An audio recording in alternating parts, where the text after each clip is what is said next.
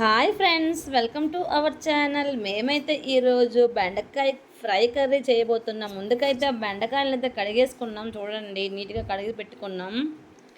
ఇప్పుడు దీన్ని ఎలా కట్ చేయాలో చూపిస్తున్నాం. చూడండి, ఇలా కట్ చేసుకోవాలండి. ఇలా కట్ చేసుకుంటే కొంచెం డిఫరెంట్గా పిల్లలకి అనిపిస్తుందండి. కర్రీ కూడా చాలా బాగుంటుంది, చూడడానికి కూడా చాలా బాగుంటుంది. చాలామంది ఇలా కట్ చేసి మసాలా కర్రీ చేస్తున్నారండి, కానీ ఇది మసాలా కర్రీ కాదండి, ఫ్రై కర్రీ. చూడండి, మొత్తం కట్ చేసుకున్నాం.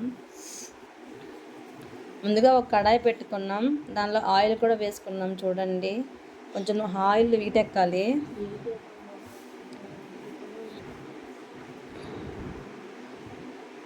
ఆయిల్ వీటెక్కుతుందండి. దానిలో జీలకర్ర వేసుకున్నాం. 1.5 స్పూన్ జీలకర్ర వేసుకున్నాను.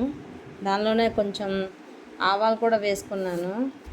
అవి చిటపటమంటున్నాయి చూడండి. దానిలోనే కొంచెం వెల్లుల్లిపై దంచి వేసుకున్నానండి, పొట్టు తీయకుండా దంచేసుకున్నాను. దానిలోనే ఎండుమిర్చి కూడా ముక్కలు కూడా వేసుకున్నాను. ఇప్పుడు మొత్తం వాటిని మిక్స్ చేసుకుంటున్నాను. చూడండి,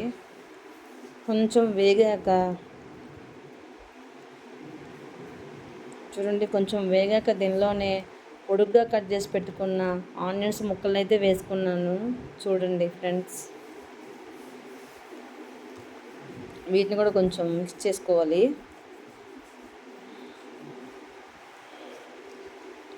నేనైతే ఐరన్ కళాయిలో వండానండి ఈరోజైతే బెండకాయ ఫ్రైని అయితే.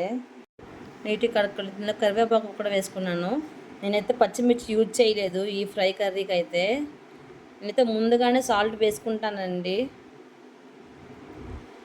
ఫ్రైలు అయితే ముందే వేసేసుకుంటాను, ఎందుకంటే బాగా మిక్స్ అవుతుందని, అలాగే ఆనియన్స్ కూడా బాగా ఫ్రై అవుతాయని. దానిలోన పసుపు కూడా ముందుగానే వేసుకుంటాను నేను, అంటే పసుపు స్మెల్ రాకుండా ఉంటుందని. చూడండి, మొత్తం మిక్స్ చేసుకొని కలుపుకోవాలి. బాగా ఫ్రై అయ్యాక ముందుగా కట్ చేసి పెట్టుకున్న బెండకాయ ముక్కలను అయితే వేసుకున్నాం. చూడండి ఎంత బాగున్నాయో కటింగ్ అయితే. మొత్తం మిక్స్ చేసుకోవాలండి. చూడండి ఫ్రెండ్స్, ఇలా కలుపుతూ ఉండాలి, ఎందుకంటే అవి మళ్ళీ అడుగు పట్టేస్తాయి, అంటే మాడిపోయేటట్టు అయిపోతాయి అన్నమాట. ఒక 20 మినిట్స్ అయితే ఫ్రై చేసుకోవాలండి. 20 మినిట్స్ కూడా మధ్య మధ్యలో కలుపుతూ ఉండాలండి. ఇలా కట్ చేసుకుంటే కూడా జిగురు అనేది రాదండి. పిల్లలు కూడా ఒక డిఫరెంట్గా ఉందని ఇష్టంగా తింటారండి. ఫ్రై చాలా అయిపోయిందండి. దానిలోనే కొంచెం కారం, నెక్స్ట్ ధనియాల పొడి మాత్రమే యూజ్ చేస్తానండి దీనిలో.